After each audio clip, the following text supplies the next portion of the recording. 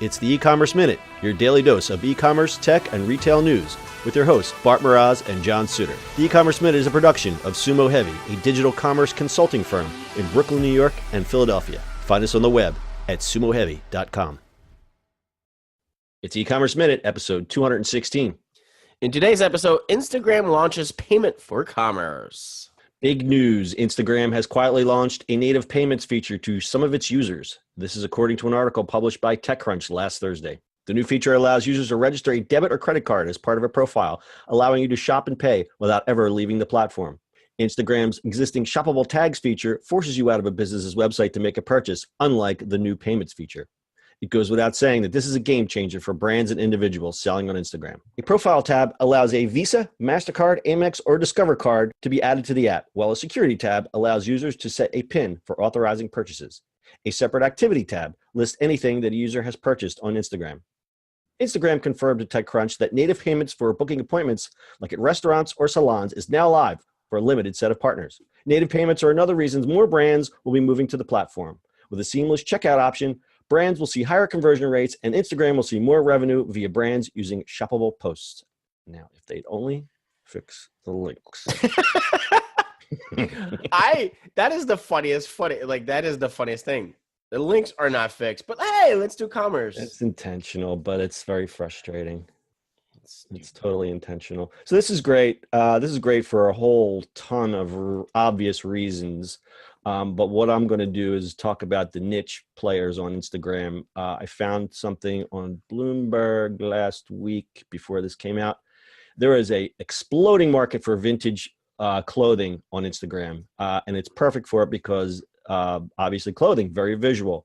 And there's these niche shoppers, single players that just are really into the vintage clothing scene. They make a post, and they say, "Oh, here's what it's going to cost," and the first person to get it can claim it. This is going to totally tear down the whole payment process of it. I mean, there's some of these people that are making $3,000 a month just selling, crap they picked up in Goodwill. Yeah, I mean, it changes the whole play, right? If you have a good, you can really, really sell that stuff. I mean, it's taking nasty gal. What is that? Nasty gal. And really, really putting in today's world where it's like, it's really quick and you can sell it. I mean, you hook this up to Shopify that pushes into eBay and all these other platforms, or you sell it in there, and you're really like rocking and rolling. And yeah, so basically you just do it off your phone. Yeah. So what are you saying? So you would create a post on Instagram and push it somewhere else, or go back the other way? Both ways, right? So if you can actually get this payment thing, that's great because you just buy off of that, but you can kind of use Shopify to do that too. Right. And then imagine being at a Goodwill or one of those. You can find vintage stuff and you literally just take a picture and you can sell it before you leave the store. Like all of a sudden you have this like, hey, I have my inventory, just walk in, and that's what I do for 8 hours, just walk around the store. It might be a little tiring for people who work there, but exactly. I mean, if you look at this, I'm going to link this Bloomberg article in the show notes. They're basically saying that that's what these people are doing. They're spending their afternoons. They comb the vintage in the thrift shops, buy it real cheap, and the real work goes into styling the photos. But these are people that are already on Instagram and are really into the Instagram aesthetic. So they'll spend some time getting the clothes, cleaning it up, and then they'll spend another chunk of time.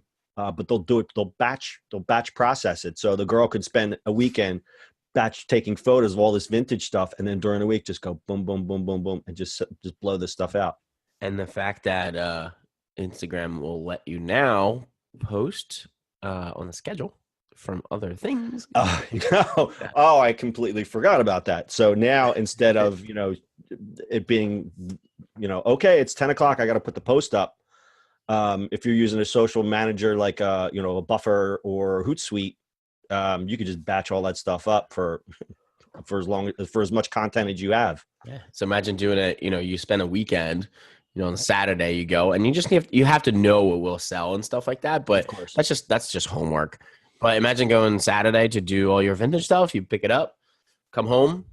Sunday you shoot everything, and then describe it, put it up there, and then all week you're just kind of rocking and rolling. And as it comes in, send it out. Done and done.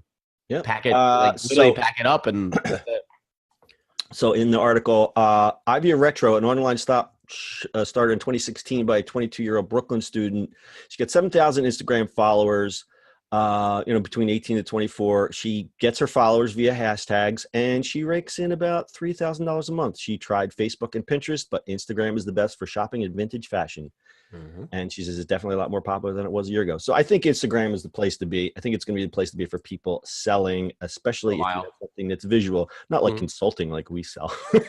No, but visual, it could be in anything, right? You can cars and stuff like that. It's just it's taking the eBay out of it or everything else out of it, and you're playing that, into that. And I think it's a lot less friction than eBay, because even eBay, it's like there's just so much things you got to get around, where it's Instagram, like there it is, and if I want it, I can click on it, and if I don't want it, I can just scroll past. It's great.